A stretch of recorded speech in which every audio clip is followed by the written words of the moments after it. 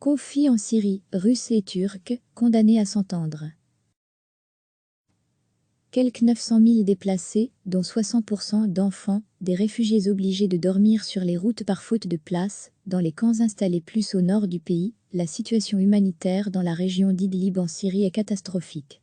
Malgré cela, aucune perspective de cessation des hostilités, qui opposent depuis le mois d'octobre dernier les forces du régime syrien de Bachar al-Assad aux combattants rebelles et djihadistes, pour la plupart membres du groupe armé extrémiste de Hayat Tahrir al-Sham, n'est en vue. Plus grave, au fur et à mesure que les forces du régime syrien progressent vers la ville d'Idlib, le conflit se transforme en un bras de fer régional. D'une part, l'aviation russe, impliquée massivement dans l'aide militaire portée à l'armée syrienne et aux combattants du Hezbollah libanais sur le terrain, poursuit ses frappes, bien déterminée à déloger, sans se préoccuper des dégâts humains, les derniers rebelles et djihadistes. D'autre part, les soldats turcs, initialement dédiés à des tâches d'observation dans les postes militaires disséminés autour de la ville, répliquent désormais directement. Plus grave, depuis quelques semaines, des dizaines d'entre eux sont tombés, décédés sous les frappes. Selon les derniers chiffres, 33 sont morts dans les frappes jeudi dernier. La Turquie a beau répéter qu'elle réplique que les morts du côté de l'armée syrienne sont plus nombreux, reste que la position d'Ankara est de plus en plus précaire. Il ne reste en effet quasi rien du processus d'Astana de 2017 qui, porté par la Russie, la Turquie et l'Iran, établissait des zones de cessez-le-feu à Damas, Deraa, Rastan et Idlib. Pour la Turquie, la Russie aurait donc mangé sa parole, autorisant l'offensive finale de l'armée syrienne pour prendre le contrôle sur tout le territoire. Et cette perspective relève, pour Ankara, du cauchemar. Le régime syrien serait alors clément avec les Kurdes syriens, dont la zone d'influence se situe directement à la frontière turco-syrienne, des Kurdes que le gouvernement turc redoute comme la peste.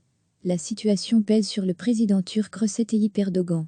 Dans un entretien téléphonique avec son homologue russe, Vladimir Poutine, il aurait haussé le ton, selon ses propres déclarations samedi matin. « J'ai dit à M. Poutine, que faites-vous là-bas ? Si vous voulez établir une base, allez-y, mais ôtez-vous de notre chemin. Laissez-nous seuls à seuls, avec le régime de son côté, la Russie temporise. » Le ministère russe des Affaires étrangères déclarait ce samedi que des mesures concrètes visant à obtenir une stabilité durable dans la zone de désescalade d'Idlib ont été examinées. Les deux parties, la Turquie et la Russie, NDLR, ont confirmé leur objectif de réduire les tensions sur le terrain tout en continuant la lutte contre les terroristes, a-t-il ajouté. Entre les lignes, Moscou répète donc que son objectif final est bien de défaire toute milice rebelle ou djihadiste en Syrie, tout en promettant à Ankara la compréhension de ses exigences. Après avoir obtenu un soutien symbolique de la part de ses alliés de l'OTAN, le président turc tente aujourd'hui de faire bouger les pays membres de l'Union européenne.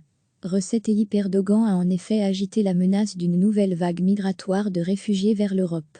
Les autorités turques, qui ont conclu en 2016 avec l'Union européenne un accord pour réduire le passage vers la Grèce, ont en effet déjà ouvert leurs frontières aux réfugiés, vendredi. Le seul recours du président turc reste cependant un accord avec son homologue russe, Vladimir Poutine. Recep Tayyip Erdogan évite d'ailleurs soigneusement d'accuser l'aviation russe dans les frappes qui ont visé les soldats turcs. L'équilibre qui s'est construit dans la région entre les deux pays depuis le début de la guerre en Syrie et qui a été facilité par le désengagement des États-Unis de la région et par l'impuissance de l'Union européenne, tiendra-t-il après la crise ouverte par l'offensive d'Idlib? Telle est désormais la question. Recevez chaque matin l'essentiel de l'actualité. Cliquez sur s'abonner pour recevoir les dernières nouvelles.